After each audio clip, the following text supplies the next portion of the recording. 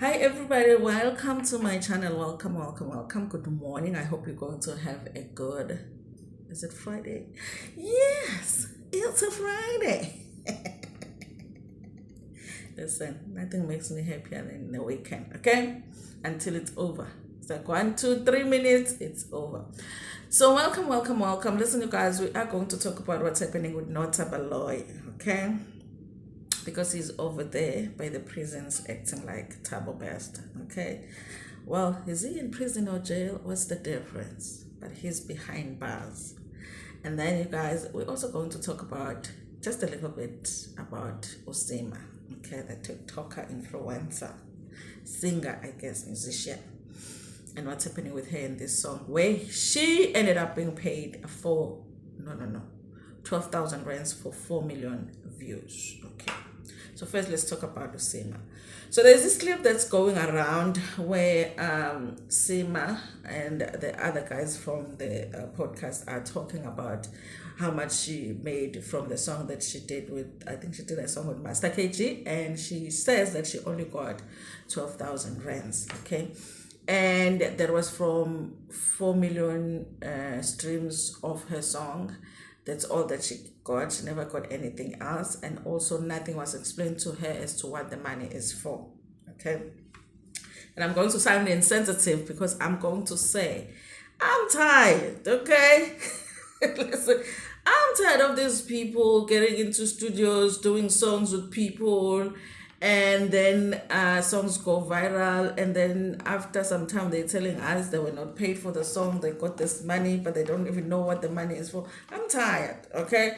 I'm tired because I am an employee. If I got a new job somewhere, I'm going to want to see the contracts, the papers, and I'm going to read it, okay? What is it about? Okay, when am I getting paid? Am I getting paid weekly? Is it monthly? How much? Okay, is there overtime? Is there a bonus? You know that you're not gonna just be working, going to work, and I don't even know how much I earn here. Okay, I don't even know where my office is. Okay, I don't even know where the kitchen is, because you need to know where you can eat your lunch, honey.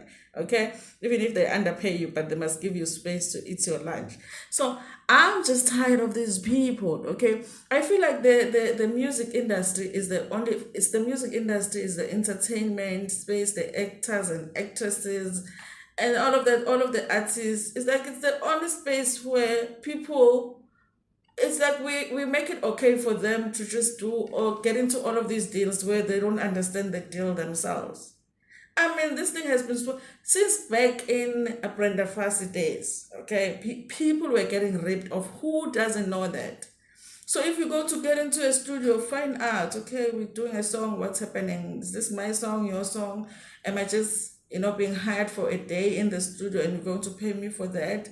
If you're writing a song, even I'm not a musician, but I know there's something called a split sheet, okay? I don't know how it looks like, but if somebody called me today and said, Dando, I need you in the studio, okay, let's sing, okay? I don't know, but I can't sing. But if somebody did that, I know there's something called a split sheet. Even me who has never sang a song in my life knows there is something called a split sheet. When is it supposed to be? But I know that I'm not walking out of that whole situation without seeing a split sheet, okay? I don't know how it looks like, but I want to see my name on it, okay? And I want to see the percentage. If the percentage is too low, I'm asking questions, okay? So I'm tired of those people. What do they want us to do when somebody's going, I wasn't paid for this? Why did you get into a studio without first understanding the situation, okay? At least about Brenda Fassie, Messi Pakela, we can understand. But nowadays, like this generation right now, with them telling us they don't know, I was only paid 350, I was only paid.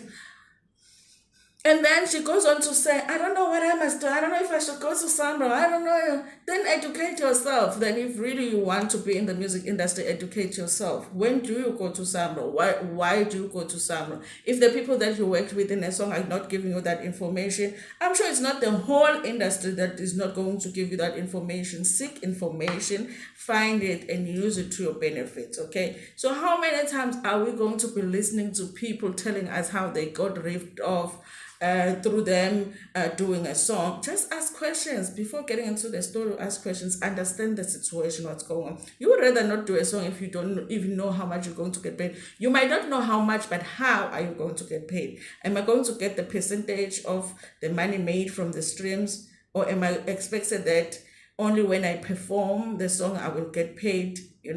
Am I getting paid even for this studio session here? Okay, we've spent 3-4 hours here. Am I getting paid for this?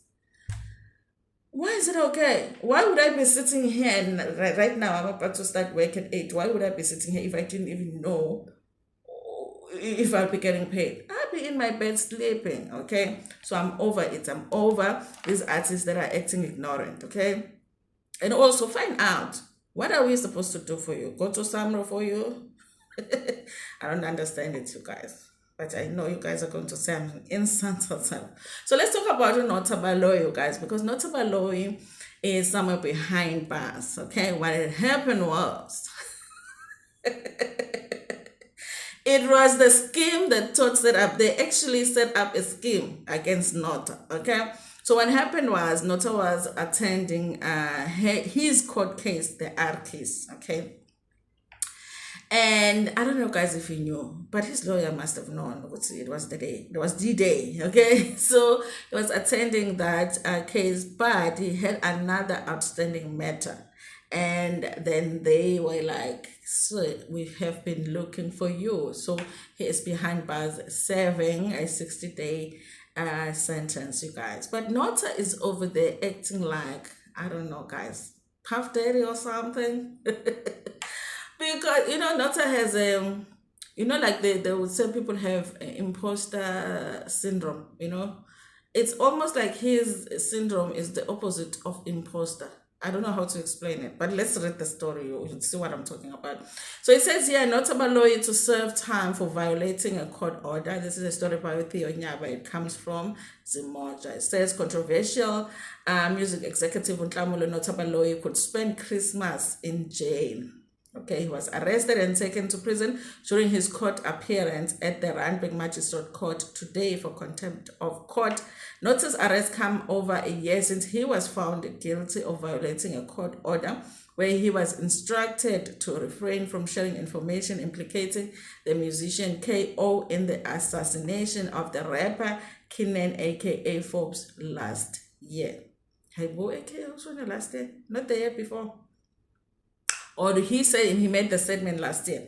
Nota was in court today where he was facing the R charge laid against him by an actress. He was found guilty and sentenced last year by Johannesburg High Court for continuing to implicate K.O., whose real name is Ntoko Zomdluli, and his road manager and brother Osia Mdluli in the assassination of AKA. The brothers were at Florida Road in Durban on the day of AKA's. Nota initially ignored the court order and continued implicating K.O. in the on his social media pages. Nota was found guilty in absentia last year after his family committed him to a mental hospital after he made the accusation about K.O. Okay, so while we're sitting here looking at Nota and thinking this guy is not okay in the head, I guess his family was feeling the same at some point. They were like, he needs help, and they did make sure he's admitted in the hospital. That is if this article is true. But I remember a story like that, okay? The musician said previously that he took legal action to defend his reputation that was K.O., okay? Talking to Zimoja before he was booked in prison, okay? This is why I say that Nota has something that is the opposite of the imposter syndrome. So listen to this. This is just before he is admitted, okay? Nota said that he is not scared of prison. And remember seeing him cry a bit. I guess he's not scared of prison, but he is scared of court because there was a time where we saw him crying in court. Okay, I'm thinking prison is scarier than court, or jail is scarier than court. Okay, because I'd definitely be crying. Okay, while they're arresting me, thinking, where am I going? So this is what he says. I have already had my VIP section saved for me, he bragged. Okay. Nota expressed that he will never sit at the same table with K.O. and they will never breathe the same air. He should be killing himself because I am going to burn him whenever I see him. I'm not scared of jail. I was just inside the other day. I have guys inside who promised me protection, he said. Okay, this is not. He says that before he is even arrested, they've promised him protection. The guy is over there. So I'm like, listen, I don't know much about prison, okay? And I know that what we watch in the movie, sometimes it's not real, okay? But it gives us an idea of what happens in prison. So, like in prison, they say there's nothing for free. Nothing is for free. They would say that if you go to prison, don't take no cigarettes, don't take no special lunch, nothing, because there is a payment, okay? But most people say Nota is so brilliant, he's so intelligent, so he must know that there is a payment. Nothing is for free. Okay. But he is saying that they have offered him protection. Talking about Nelson Mandela Baloyi. Okay. He should be killing himself because I'm going to burn him wherever I see him. This is what he's saying about KO. The thing that got him into trouble, he's basically just getting himself into more trouble here. I am not scared of jail. I was inside the other day. I have guys inside who promised me protection. He added Nota and KO's beef started 2 years after KO released a diss track, and Nota dropped his diss track in response. Nota's R case was postponed to the 28th of February 2025 to allow the state prosecutor to consult the victim. So he's still in, kind of in trouble with the R case. Now he's in prison for contempt of court because he didn't go to court when he was supposed to attend the him versus KO situation, and he was convicted. Okay. So here it is, you guys. But again, I guess we shouldn't be worried about Nota because he has protection behind bars, okay?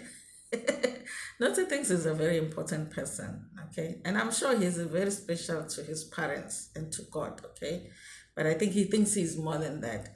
Anyway, you guys, we'll see what happens with this. And we are also following his case when it comes to the R. So I guess we'll have to wait until the 28th of January to know what is going to happen with Nota Baloyi. Some people said that even though he got 60 days behind bars, he's not really going to serve the 60 days in behind bars. So it will be less than that. So he might actually spend Christmas at home, but maybe he doesn't want to because he already has very good connections inside and he's not scared to be there, Listen, I'm scared of prison, okay?